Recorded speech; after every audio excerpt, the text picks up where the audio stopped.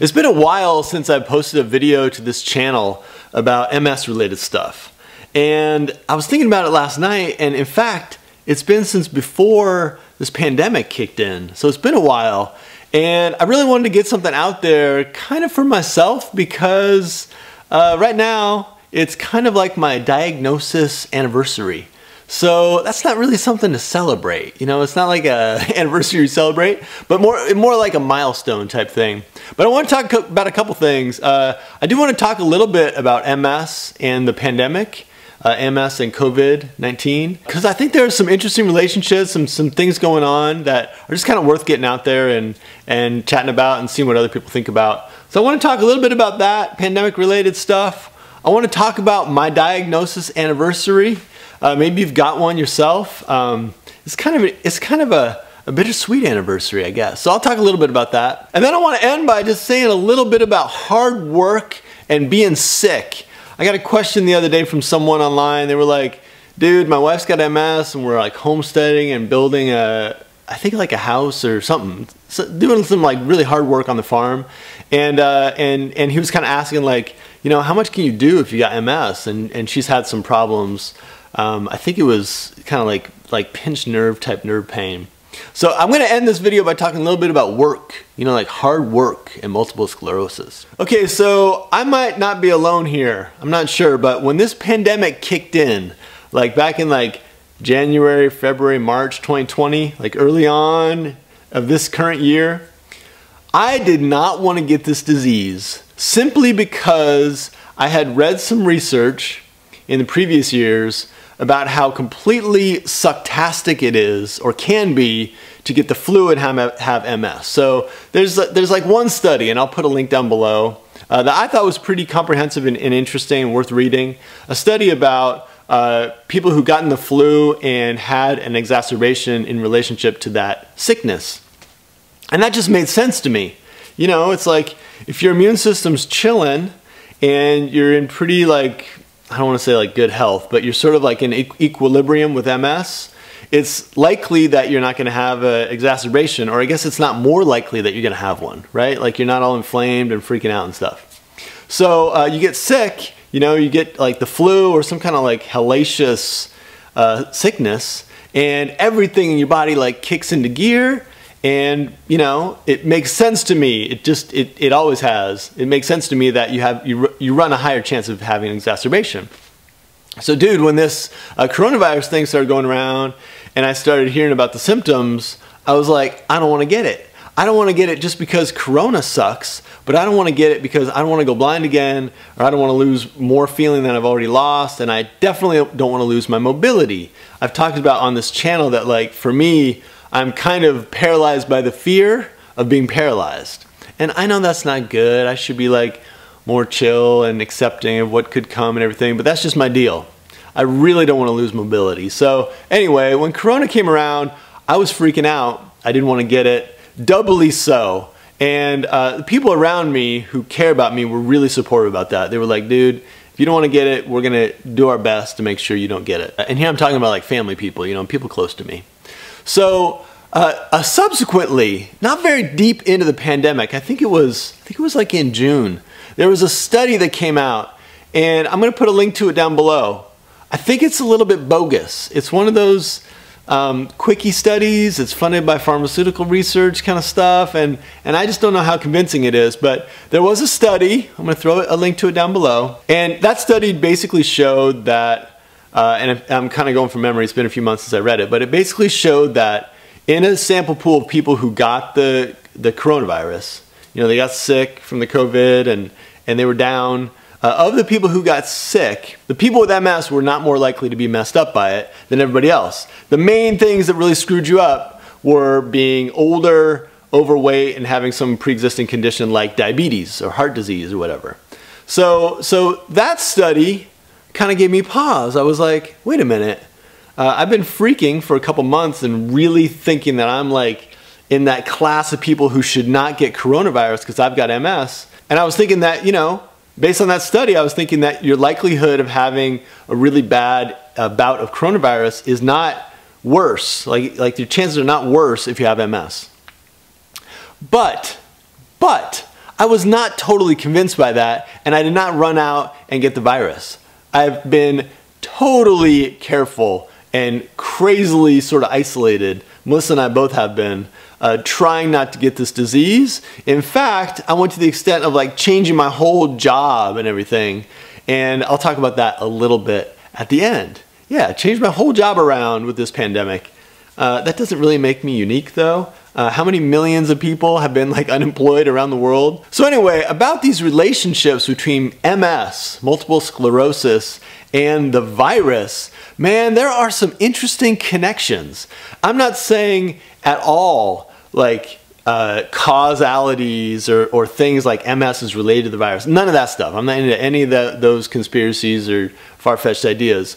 But just some interesting kind of coincidental overlays or relationships or connections. One is that the dang coronavirus is so variable, and it's really hard to understand a disease if that disease is a moving target. Now, MS totally works that way, and people with MS know that. You know, it's like you meet someone with MS and you're like, how are your symptoms? And they're like, oh man, you know, I have brain fog and exhaustion and heat intolerance and the other person's like, wow, you know, I don't have any of that stuff. I got no brain issues that I know of, but instead I just have visual issues or sensory issues, or it's affected my, you know, like extremities or, you know, whatever. It's like super variable disease. There are people who have it and it progresses rapidly. You know, it's like they get diagnosed and a few weeks later they can't walk, and then they have speech problems, and it's like, dude, within that year it's been hellacious. Other people, kind of like myself, are very fortunate with MS. I'm like 20 years into this disease and I'm doing really well. I've got some lingering symptoms, but I haven't had an exacerbation. I should knock on wood here. In 5 years. It's been 5 years since I've had an exacerbation.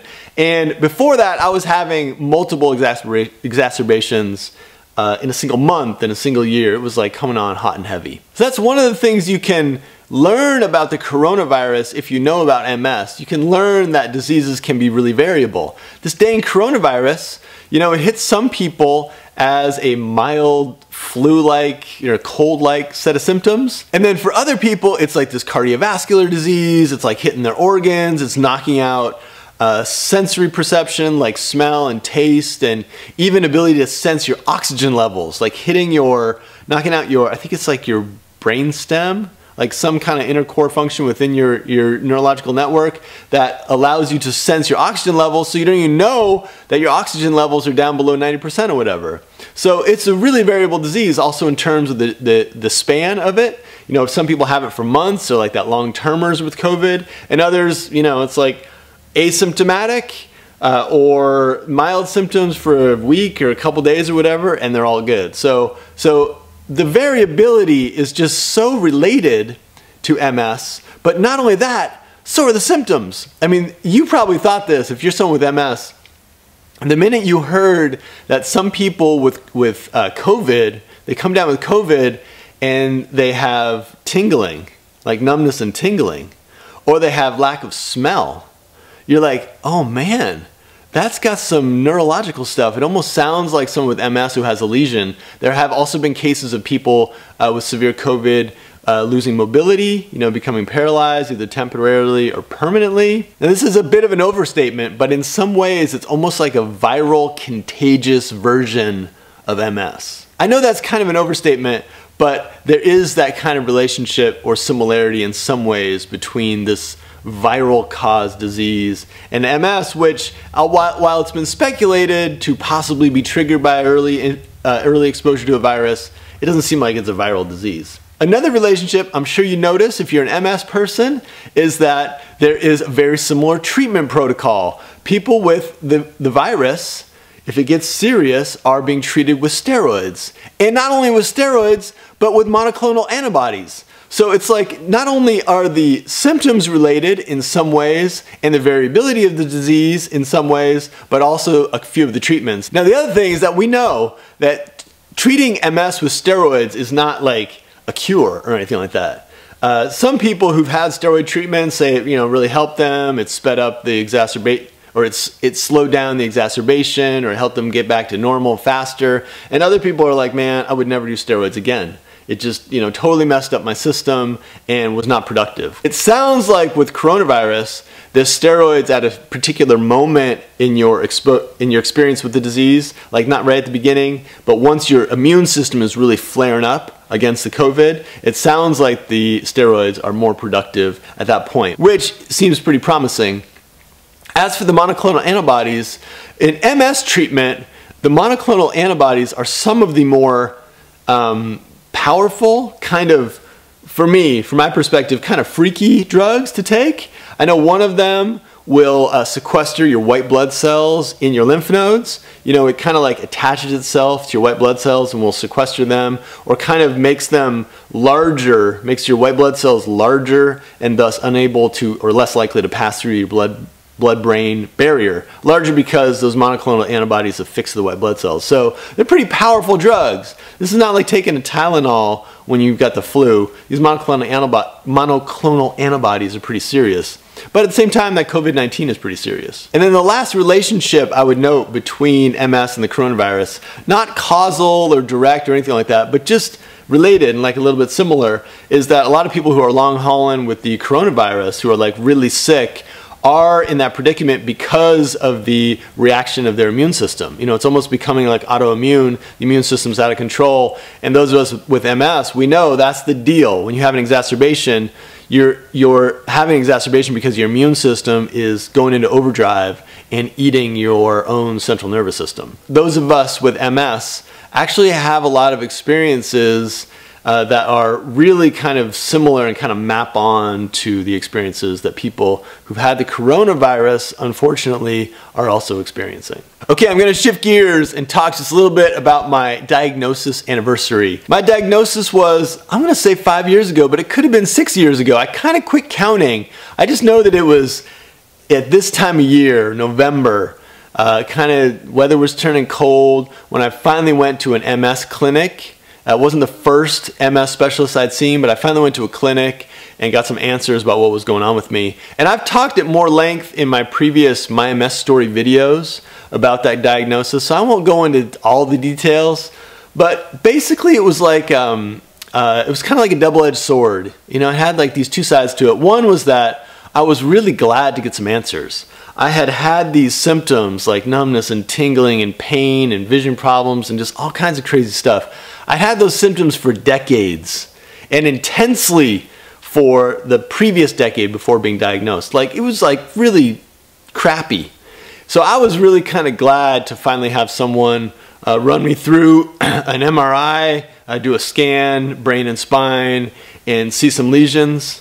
I shouldn't say glad. I mean, it sucked that she saw the lesions on the scan, but I was like glad to know what was going on, like to finally get some answers. And she also does spinal tap and saw all the, you know, the bands and everything. And it seemed like there was no doubt at that point that I had MS. And that was really reassuring. It was like, dang, at least I know what's going on, finally. Because I'd been misdiagnosed and told I hadn't had it and told I had other things and all that kind of stuff for a long time. But then the other side of it was just so sucky, just to have this massive weight of a label, like this idea that I was associated with this big disease that people run races and try to cure and that kind of thing.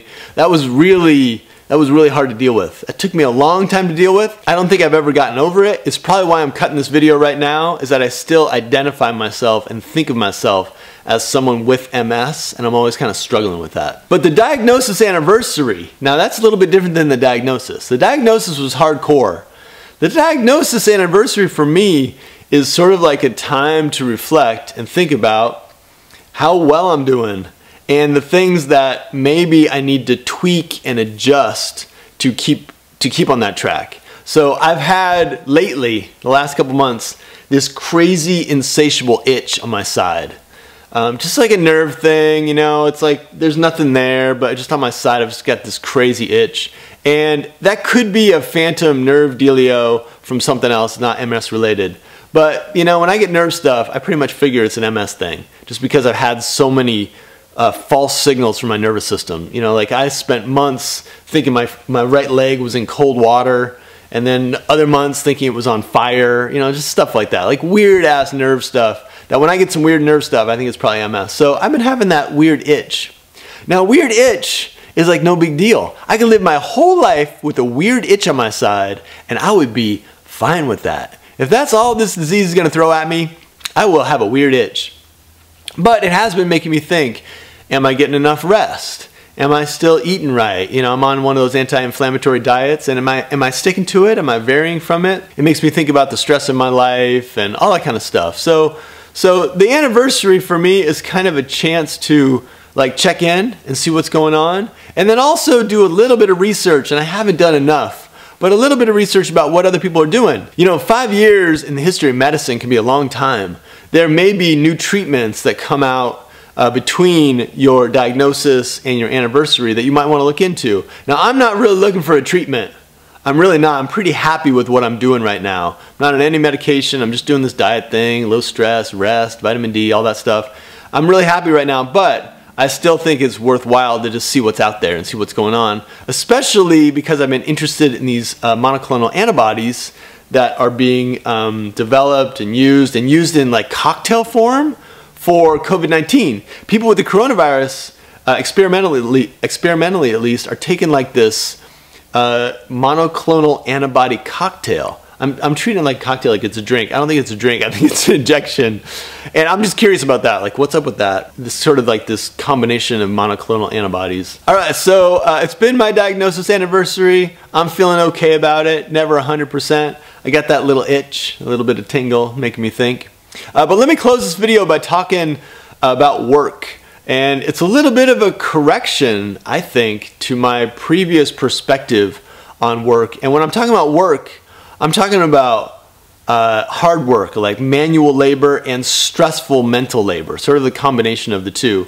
When I was first diagnosed, my first reaction was that I needed to chill out at work. I just kind of thought it was normal to be eating the stress and kind of just pushing myself and always trying to get to the next thing and doing all that stuff. So I quit some of those things at that job. Like I quit the administrative job, part of the job, and I did some things to try to simplify. And ultimately, a few years later, I quit the whole job because I just wasn't satisfied with it anymore. But I also was concerned that manual labor, like my favorite thing to do in the world, which is to work hard, exercise, break a sweat, you know, get tired out, I was concerned that that could create an MS flare or create the conditions within my body to kind of like be too stressed out and perpetually tired and then lead to future exacerbations. So I tried at that point to really like limit my stress and not work out too much or be too physically active.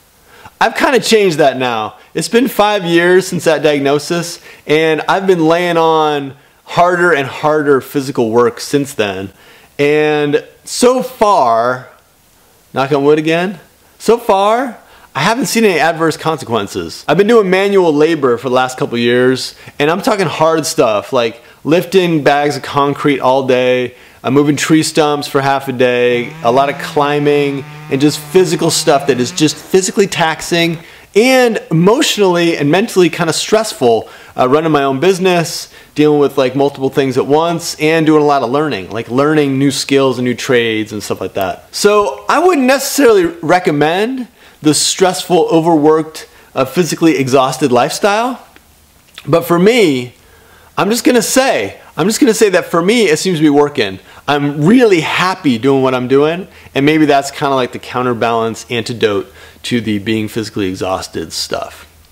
All right, thanks for checking out the video. Like I said, it's been a while since I posted to this channel, but I just really appreciate the comments I get here and the feedback and this kind of idea of community between people who've got an illness or different illnesses and our ability to connect via YouTube, man. YouTube is just like a place where people watch music videos or how-to videos or whatever, but it's also this amazing community of people talking about health and wellness and stuff like that, and I've just appreciated being part of that. All right, stay well, and I'll see you in the next video.